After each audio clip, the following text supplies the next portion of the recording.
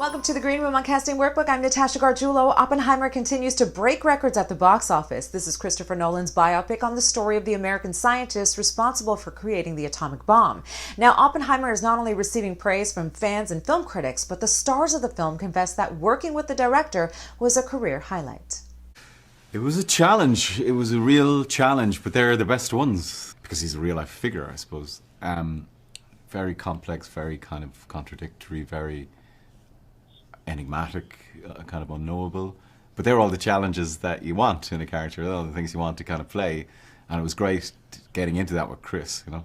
Yeah, I mean, it's definitely an extraordinary one. It's one that you kind of run to work just to see what he's going to do, because it's a masterclass, and he is of gargantuan talents, and this is a gargantuan story, and you just know you're going to be held by this conductor who's just going to make it an extraordinary experience for everyone and an immersive one.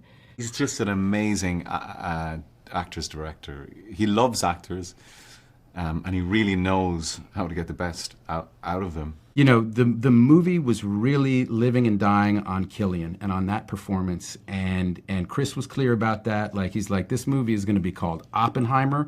This is about this performance, and the whole movie, everything has to be in support of that performance, and then the rest of it goes on Cillian's shoulders. I do all the research, I go really deep into it, but then I usually find that on set, you can kind of leave it to one side, because on set it becomes a bit about the two actors and the emotion in the room and the truth in the room and the kind of energy between the two actors, so it's not academic or intellectual, it's more instinctual and emotional. So I think it's worthwhile doing all that because you absorb it, but when you get down to it, it's not about that, you know. And watching Chris and Cillian together create that character and put him at the center, you know, in the stillness, like, you know, to have a movie this big and have some of these shots where he's just holding the frame with his face on IMAX, like, it was a privilege to watch it. I think it's one of the great screen performances. Yeah. And watching the two of them build it together, how locked in they were, how clear. And Chris is so good that way, like communicating to his actors what he needs and what it is. And his notes are best notes of my career coming from him. They're just so simple and direct and helpful. Yeah.